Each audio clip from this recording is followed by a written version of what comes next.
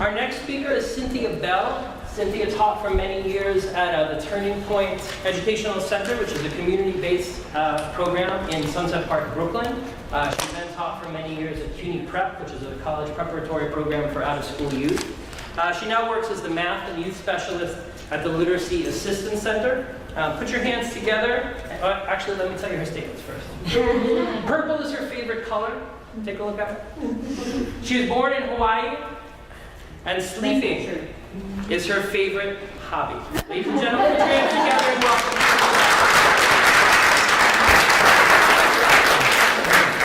Hello.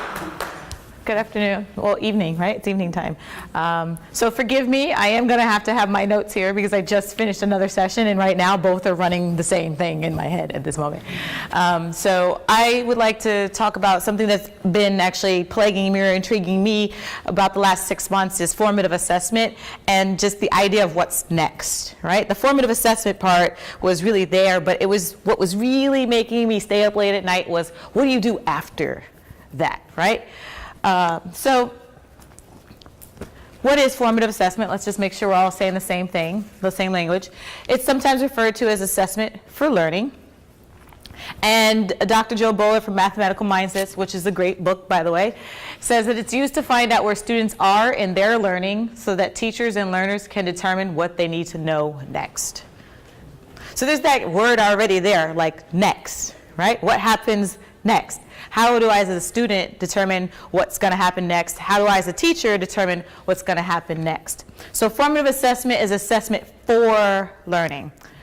So now, what is the difference between formative assessment and summative assessment? There is a difference. And I really like this illustration because I feel like visually it represents that in my mind. But first, let me give you the words. Formative assessment is for learning, and summative assessment is of learning. So just that slight tweak in those prepositions. One is for learning, one happens during learning, and the other is of the learning, which takes place after the learning has occurred. So I like this example. We might talk about it a little bit throughout the talk here, so I want to make sure that we're all established here. I love this. So formative assessment is when the chef tastes the soup, versus summative assessment when the guests taste the soup. Right? One's after the cooking has taken place, and there are different responses that happen when that cooking is taking place or when the guest at the restaurant is eating the soup. So a couple of questions to ponder. These are questions that I've been pondering, and I would like for you to ponder them with me because then I won't feel alone. Do you use formative assessment? So that was the first place to start. Right? And as Mark said, I was in the classroom, and now I'm co-teaching with teachers. But so I started to think about, well, did I use this?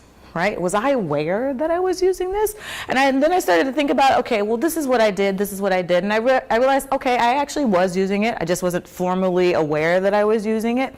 So this is a question I want you to think about. Give yourself a little bit of reflection. Are you using formative assessment?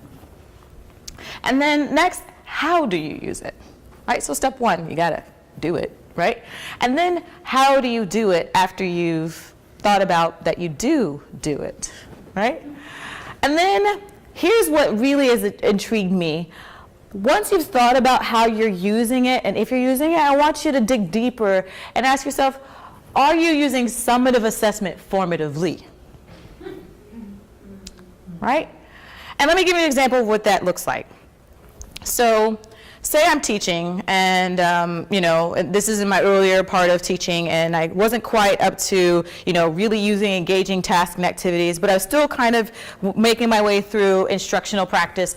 And so I'm teaching a lesson on fractions or simplifying fractions, and we just went through, and I even got to the place where we were talking about the identity property, and we're building conceptual understanding, and it's great, right?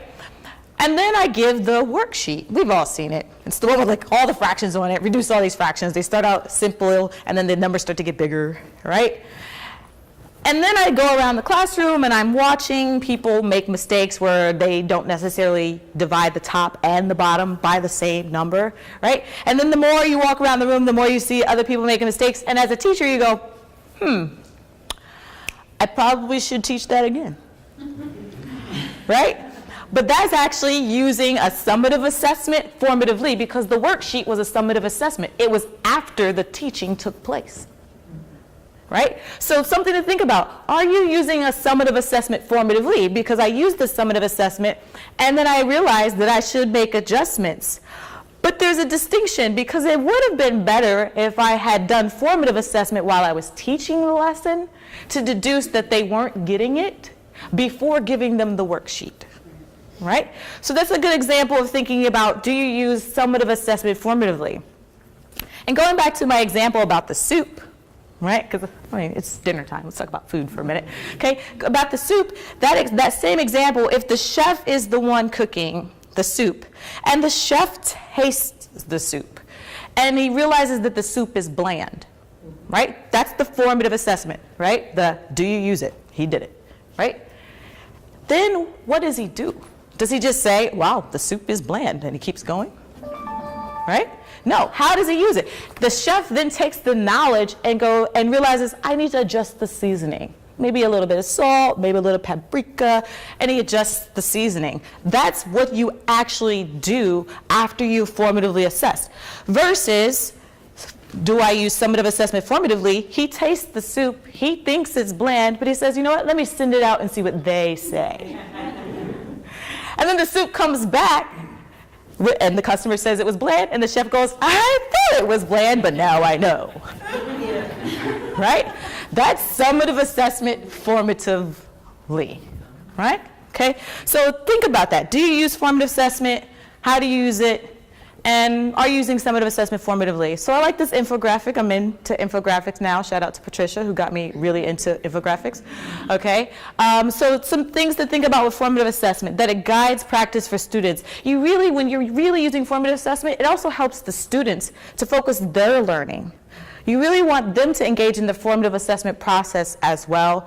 It guides my future instruction, and I want us to focus on this word here, adjust, that's really where I'm at as far as the what's next. Because really when I'm talking to other teachers about formative assessment and when I reflect myself, typically what I hear and what I think is, yes, I use formative assessment. I realized that they weren't getting it. And then the response is, I'll adjust. And the question I want you to think about is, how? Right? That's like the answer. It's like, well, I'll reteach it. How? I'll make adjustments. Which adjustments? Right? I'm questioning. I'll ask different questions. Which questions? Purposefully, which questions? Intentionally, which questions? Which questions are going to focus your learning goal? So that's kind of where I want us to talk about next, after we look at some strategies for formative assessment. So here's just a list. I kind of bolded the ones that are like most important to me. There are lots of formative assessment strategies out there, but I didn't want to overwhelm us today. But my favorite one is signaling. This one I used when I was a teacher, because maybe you don't know this about me, but I could be a little energetic. All right? I know. Okay?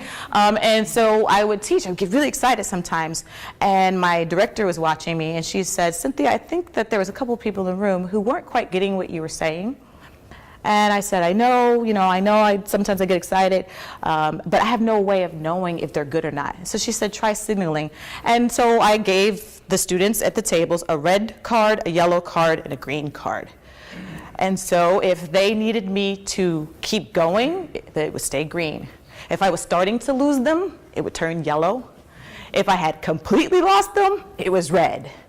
That was my formative assessment right there. I'm like, I'm teaching, I'm seeing yellow signs changing. I should probably do something about that, right? So the signaling was my go-to method for the formative assessment. I like misconceptions and purposeful mistakes as well. And I love student journaling. So maybe one of these are something that you use for your formative assessment. But then after I did it, now what? Because as I said, that's what's really plaguing me. They had the yellow signs. What did you do, Cynthia?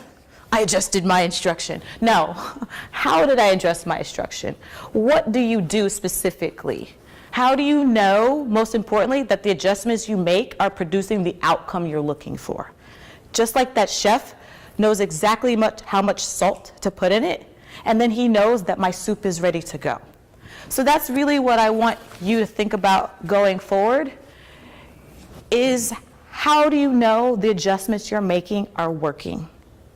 And concretely and specifically come up with adjustments that you will do. Not just I'll make adjustments.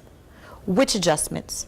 And then how do you know those adjustments are working? So try a formative assessment strategy, whichever one you like. Collect that information and then use that information to act and adapt, but be strategic about it. Not just I'll adjust, but I will specifically do this, and here's how I'll know if it's working. And that's what I've been thinking about. Thank you.